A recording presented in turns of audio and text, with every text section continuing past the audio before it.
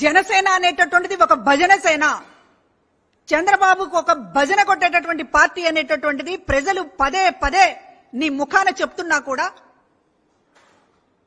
అర్థం కానట్టు నటిస్తూ ఎప్పటికప్పుడు ప్యాకేజీల కోసం రాజకీయాలు చేస్తూ ఇవాళ వాళ్ల మీద వీళ్ల మీద 4 వీరోచితమైనటువంటి డైలాగులు కొట్టేసి 4 రోజులు మళ్లీ కనబడకుండా పోతే నీ ప్యాకేజీ నీకు దక్కుతుందనేటటువంటి దురుద్దేశం తప్ప రాజకీయాల్ని సిన్సియర్ గా చేయాలని గాని, నిన్ను నమ్ముకున్నటువంటి కార్యకర్తల్ని నాయకుల్ని గాని, నిన్ను నమ్ముకున్నటువంటి సామాజిక వర్గానికి గాని ఏ రోజున వాళ్ల గురించి ఆలోచించినటువంటి పాపన పోలేదు.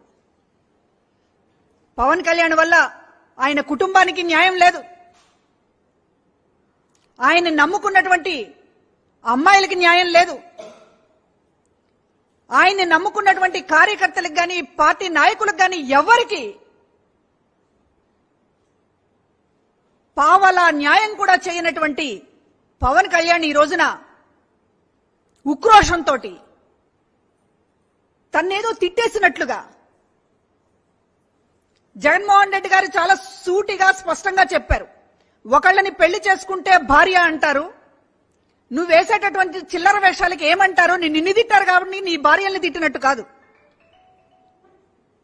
వివాహ వ్యవస్థని, వివాహ బంధాన్ని హేళన చేస్తూ 4 ఏళ్లకొకసారి 5 ఏళ్లకొకసారి హేళన చేయడమే పనిగా పెట్టుకున్నటువంటి నీకు ఈ రోజున పెళ్లాలు భార్యలు దీని అర్థం తెలుసా? పైగా చిరంజీవి గారిని ఎందుకు లాక్కొస్తున్నారు ఇందులోకి? నీ ప్యాకేజీ రాజకీయాల కోసం ఇవాళ నీ అన్న చిరంజీవిని కూడా రోడ్డు మీదకి లాగుతున్నావు. చిరంజీవి గారిని ఎవరు ఏమీ విమర్శించలేదు, కానీ చిరంజీవిని అన్నారు అని మళ్ళీ అందరూ కలిసి చిరంజీవిని తిట్టడానికి ఈయన ప్లాన్ వేశాడు. ఎందుకంటే పవన్ కళ్యాణ్ అంటే ఎవరు పట్టించుకోవడం లేదు, అయిపోయింది ఆయన సినిమా. కాబట్టి తన అన్న చిరంజీవిని తీసుకొస్తే మళ్ళీ ఏదో రక్తి కట్టించవచ్చు ఆట అనేటటువంటి పద్ధతిలో ఇవాళ చిరంజీవిని కూడా లాగి అందరితో తిట్టించేటటువంటి కార్యక్రమాన్ని పవన్ కళ్యాణ్ గారు తీసుకున్నారు. ఒక దుర్మార్గమైనటువంటి రాజకీయం ఇది. ప్రజలకి న్యాయం చేస్తామని గాని, తను నమ్ముకున్నటువంటి శ్రేణులకి న్యాయం చేస్తామని గాని ఎప్పుడు ఏ మాట రూపంలోనైనా చేత రూపంలోనైనా చెప్పనటువంటి పవన్ కళ్యాణ్ ఈ రోజున ఆయన పార్టీ పెట్టిందే జనసేన చంద్రబాబు కోసం. అసలు బీజేపీతో కలిసి ప్రయాణం చేసిందే చంద్రబాబు కోసం. చంద్రబాబుతో బీజేపీని పొత్తు కుదర్చడం కోసం ఈయన 10 ఏళ్లుగా కాపుగాసి బీజేపీతో ఫ్రెండ్షిప్ ఉన్నట్టు నటించి చివరికి పొత్తు కలపడానికి ఆయన ఎంత పాత్ర వహించాడంటే, ఎంత ప్యాకేజీ స్టార్ అండంలో ఏమన్నా అతిశయోక్తి ఉందా? ఒక జాతీయ పార్టీ దగ్గర కూడా నాటకాలు ఆడితే చంద్రబాబు కోసం ఇప్పటికీ కూడా ఈ రోజుకి కూడా నీ పార్టీని భుజాన మోసినటువంటి వాళ్ళు, నిన్ను నమ్ముకున్నటువంటి వాళ్ళు రోడ్డు మీద పడిపోయి కన్నీళ్లు కారుస్తూ గుండెలు బాదుకుంటూ ఇంత అన్యాయమా పవన్ కళ్యాణ్ అని మాట్లాడుతూ ఉంటే కనీసం చీమ కుట్టినట్టు కానీ బాధే లేదే మీకు? అసలు నీ పార్టీలో టికెట్లు ఎవరికి ఇచ్చావో మీకు ఏమన్నా గుర్తుందా? ఎవరు వాళ్ళు? నీ పార్టీ జెండా మోసిన వాళ్ళ, నీ పక్కన నిలబడినటువంటి వాళ్ళ, నువ్వు కష్టంలో ఉన్నప్పుడు మాట్లాడినటువంటి వాళ్ళ? ఎవరికి ఇచ్చావు టికెట్లు? జనసేన టికెట్లు. టీడీపీలోంచి అర్ధరాత్రి తెలుగుదేశం పార్టీ టికెట్లు చంద్రబాబు చెప్తే ఆ మనుషులకు నువ్వు ఇచ్చావు టికెట్లు. ఇంత పచ్చిగా ప్యాకేజీ రాజకీయం చేస్తూ నిన్నెవరు అనకూడదు, మళ్ళీ నిన్నెవరు పల్లెత్తు మాట అనకూడదు. చేసేయన్నీ కూడా చిల్లర రాజకీయాలు, ప్యాకేజీ రాజకీయాలు, మీ ఇష్టం వచ్చినట్లు రాజకీయాలు చేస్తూ ఎవరు ఏమి అనకూడదు అనేటటువంటి పద్ధతిలో రెచ్చిపోయి ఎవరన్నా విమర్శిస్తే దాని సమాధానం చెప్పాల్సినటువంటి స్థితిలో మీరు ఉండి ఇష్టం వచ్చినట్టు రెచ్చిపోయి ఎన్నికల సభలు, ఎలక్షన్ కోడ్ ఉంటుంది అనేటటువంటిది కూడా బాధ్యత లేకుండా చితగొడతాం, చించేస్తాం, ఈడుస్తాం. ఎందుకు వస్తున్నాయి ఈ మాటలు? మీకు భవిష్యత్తు కనబడుతోంది, ఎదురుగా కనపడుతోంది మీకు భవిష్యత్తు. భయంతో గజగజలాడుతూ ఉన్నారు. భయం నుంచి పుట్టుకొచ్చేటటువంటి మాటలే ఈ పిచ్చి పిచ్చి ప్రేలాపనలన్నీ కూడా.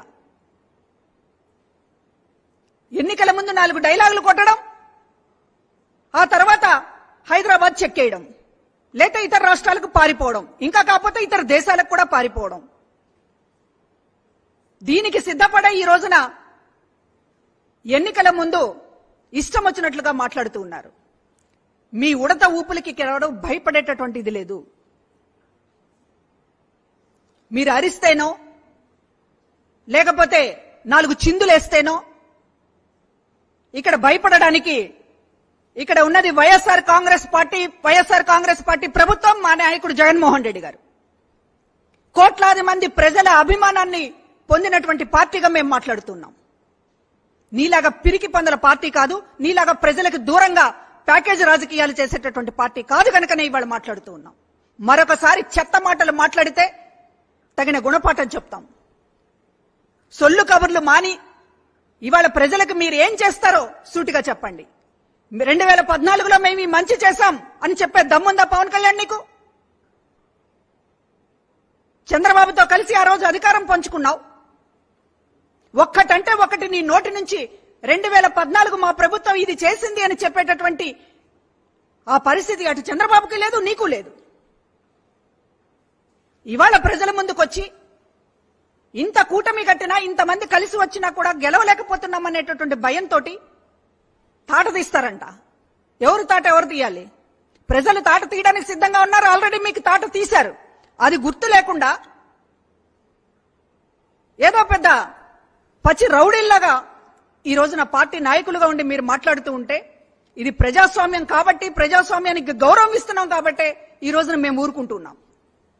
మీరు మాట్లాడేటటువంటి అసహ్యకరమైనటువంటి భాష, మీరు మాట్లాడేటటువంటి వ్యంగ్యము, హేళనలో జగన్మోహన్ రెడ్డి గారు ఏ రోజైనా మాట్లాడారా మీ గురించి?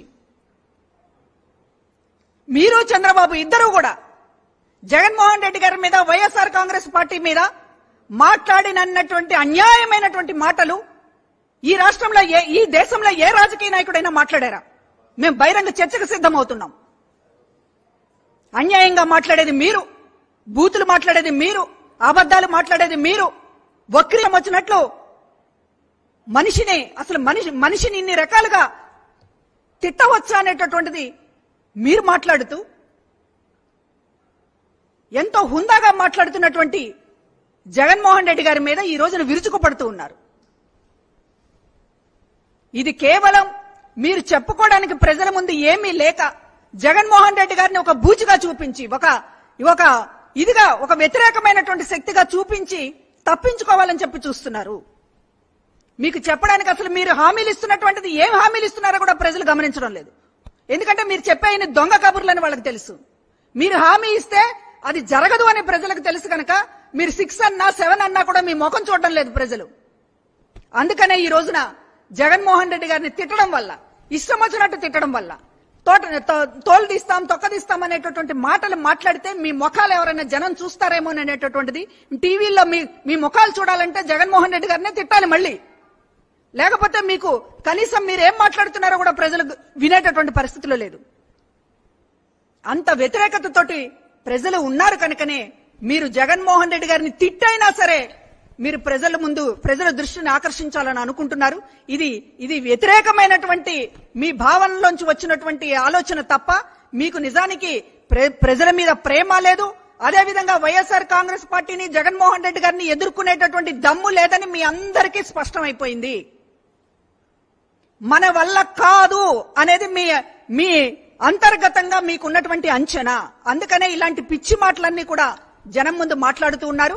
మరొకసారి ఇట్లాంటి ఫ్రస్ట్రేషన్ మాటలు మాట్లాడితే ఇవాళ ఎలా బుద్ధి చెప్తామో ఎదురు చూసాం.